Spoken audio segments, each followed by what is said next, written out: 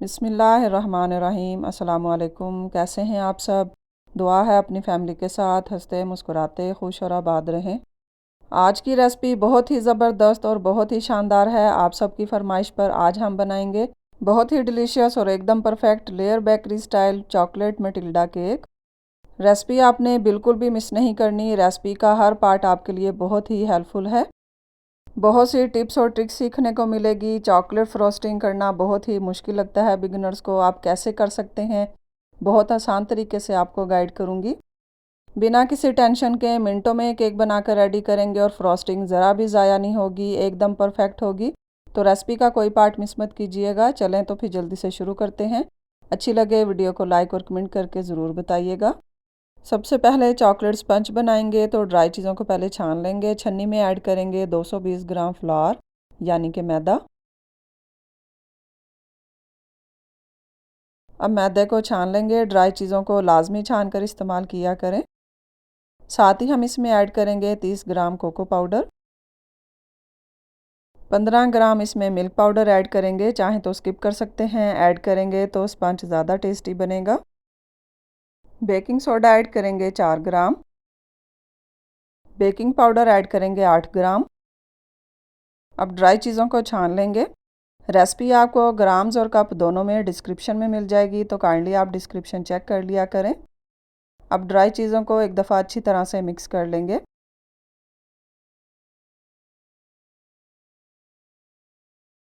Dry चीज़ें छान कर एक साइड पर रख ली हैं। अब एक बोल में लेंगे 2 अदद अंडे, 230 ग्राम पिसी हुई चीनी ऐड करेंगे। आप पिसी हुई चीनी का ही इस्तेमाल कीजिएगा या फिर बारीक वाली चीनी ऐड कीजिएगा। दानेदार चीनी को 230 ग्राम लेकर तो फिर आपने पीस कर ऐड करना है। अब चीनी और अंडों को एक दफ़ा अच्छी तरह से मिक्स कर लेंगे। अब चीनी हमने अच्छी तरह से मिक्स कर ली है। अब इस पॉइंट पे ऐड करेंगे 65 ग्राम इसमें दही, 65 ग्राम ही इसमें दूध ऐड करेंगे और ये रूम टेम्परेचर पर है, ठंडा दूध इस्तेमाल नहीं करना। 100 ग्राम इसमें ऑयल ऐड करेंगे।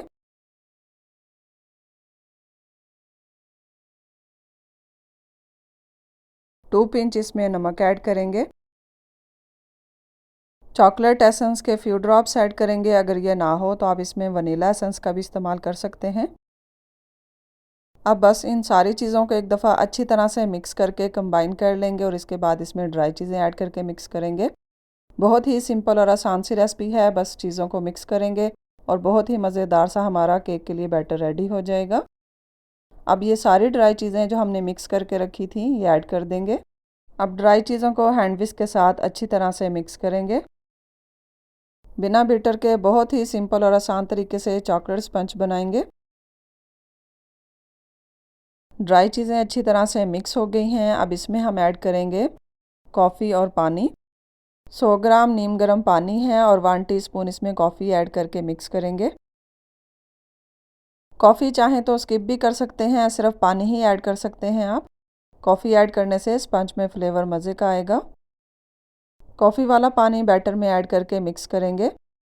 देखने वाले सभी बहन भाइयों से गुजारिश करूंगी, अगर आपने मेरे YouTube channel precious cakes live kitchen को सब्सक्राइब नहीं किया तो सब्सक्राइब कर लें। आपको मिलेंगी मेरे चैनल पे बहुत ही यूनिक और मज़ेदार रेसिपीज़। और काइंडली वीडियो को लाइक और कमेंट करके ज़रूर बताया करें आपको रेसिपी कैसी लगी है। आप सबकी सपोर्ट और दुआओं का बहुत शुक्रिया। अल्लाह आप सबके लिए आसानियाँ फरमाए। और ये देखें बैटर हमारा रेडी है, बहुत ही मज़ेदार और सिल्की स्मूथ सा। कंसिस्टेंसी इस तरह की होगी। बैटर को एक साइड पे रखेंगे और 7 इंच का पैन लेंगे। ऑयल से ग्रीस करके मैंने इसमें बटर पेपर लगा लिया है। ये बैटर मैं 3 अलग मोल्ड में बेक करूँगी। अगर आप चाहें तो एक मोल्ड में भी ऐड करके इसे बेक कर सकते हैं। 3 अलग मोल्ड में बेक करने से एक फ़ायदा ये होगा स्पंज जल्दी बेक हो जाएगा, और दूसरा ये कि हमें कटिंग करनी नहीं पड़ेगी, केक के क्रम्स नहीं निकलेंगे, स्पंज बहुत ही ज़बरदस्त बनेगा।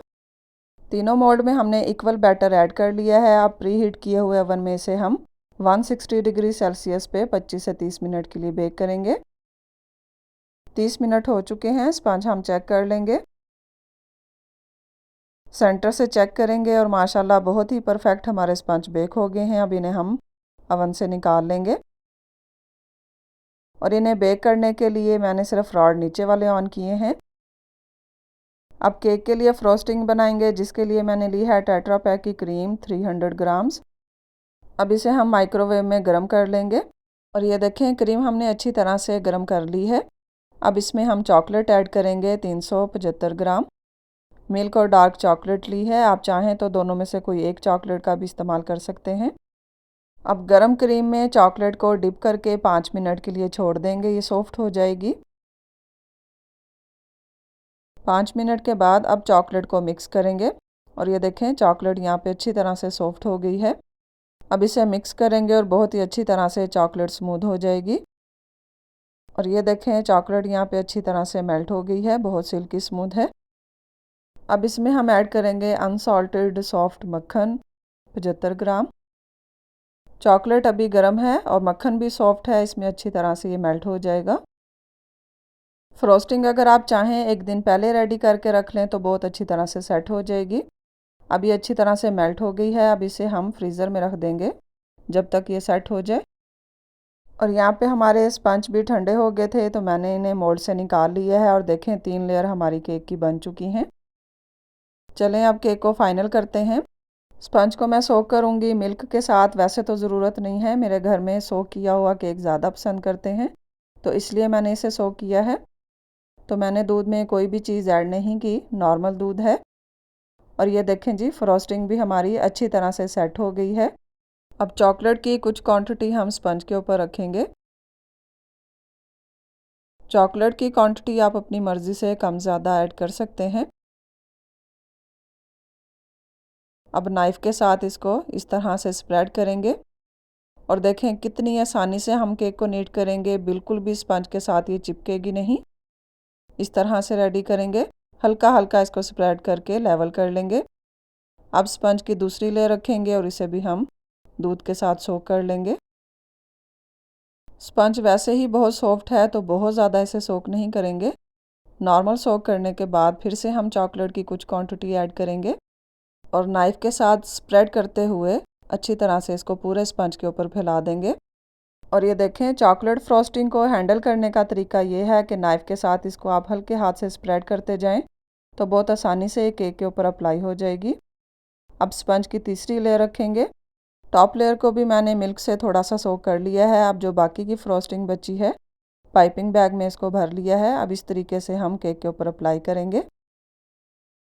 बिगनर्स के लिए बहुत ही बेस्ट और आसान तरीका है फ्रोस्टिंग को हैंडल करने का। अब केक के टॉप पे भी हम चॉकलेट को इस तरह से लगाएंगे। ये चॉकलेट फ्रोस्टिंग बहुत मज़े की है, अगर आप चाहें तो कपकेक की आइसिंग भी कर सकते हैं। केक को अच्छी तरह से कवर करने के बाद अब इसे हम नीट करेंगे। अब नाइफ़ के साथ हम पहले केक के टॉप पे से इस तरह से इसको स्प्रेड करके लेवल करेंगे। टर्न टेबल को घुमाते जाएंगे और हल्के हाथ से नाइफ़ को ऊपर रख के इस तरह से हम नीट कर लेंगे। अब नाइफ़ के साथ केक की साइडों को भी इस तरह से हल्के हाथ से नीट करते जाएंगे। अब देखें केक कितनी आसानी से नीट होगा, ना तो स्पंज टूटा है ना तो कहीं से डैमेज हुआ है। बहुत सिंपल तरीके से और बहुत ही शानदार हम केक नीट करेंगे। वैसे तो ये डिज़ाइन ऐसा है, इसे बहुत ज़्यादा नीट करने की भी ज़रूरत नहीं है। अब नाइफ़ के साथ इस तरह से हम डिज़ाइन कर लेंगे। देखें कितने सिंपल तरीके से हमने केक के टॉप पर भी डिज़ाइन कर लिया है। अब नाइफ़ के साथ केक की साइडों पे इस तरह से लाइनिंग कर लेंगे। ये केक ऐसे ही सिंपल ही डेकोरेट किया जाता है। तो देखें कितने सिंपल और बहुत ही सादा तरीके से हमने चॉकलेट फ्रोस्टिंग वाला केक रेडी कर लिया है। तो देखें बिना किसी टेंशन के बहुत ही सिंपल तरीके से हमने फ्रोस्टिंग को हैंडल किया है। आप इस तरीके से केक बनाएंगे इंशाल्लाह आपको बिल्कुल भी टेंशन नहीं होगी, बहुत आसान तरीके से आप बना सकेंगे। Layer bakery style chocolate Matilda cake हमारा रेडी है। अब इसको हम कटिंग करते हैं। केक की स्मूथनेस देखें आप, कितना स्मूथ और कितना मज़ेदार है, सिल्की स्मूथ और बहुत ही शानदार। तो चलें जी अंदर से लुक चेक करते हैं। और ये देखें माशाल्लाह अंदर से आप केक की लुक देखें, बहुत ही मॉइस्ट और बहुत ही ज़बरदस्त है। अब जो बाकी की फ्रोस्टिंग बची थी उसे मैंने माइक्रोवेव में रख के थोड़ा सा मेल्ट कर लिया है। ये स्लाइस के ऊपर पोर करेंगे। माशाल्लाह बहुत ही मज़ेदार और बहुत ही डिलीशियस हमारा केक रेडी है। तो आप इसे ट्राई ज़रूर कीजिएगा। कमेंट करके ज़रूर बताइएगा रेसिपी कैसी लगी है। यकीनन मेरे सभी व्यूअर्स को रेसिपी बहुत पसंद आई होगी। इंशाल्लाह आप इसे जब ट्राई करेंगे आप इसे बार बार बनाएंगे। वीडियो को लाइक और कमेंट करके ज़रूर बताइएगा रेसिपी कैसी लगी है। नए आने वाले व्यूअर से गुजारिश करूँगी अगर आपने चैनल सब्सक्राइब नहीं किया तो सब्सक्राइब कर लीजिएगा। देखने वाले सभी बहन भाइयों का बहुत शुक्रिया। मुझे दुआ में याद रखिएगा। इंशाल्लाह फिर मिलते हैं एक नई रेसिपी के साथ। अल्लाह हाफिज़।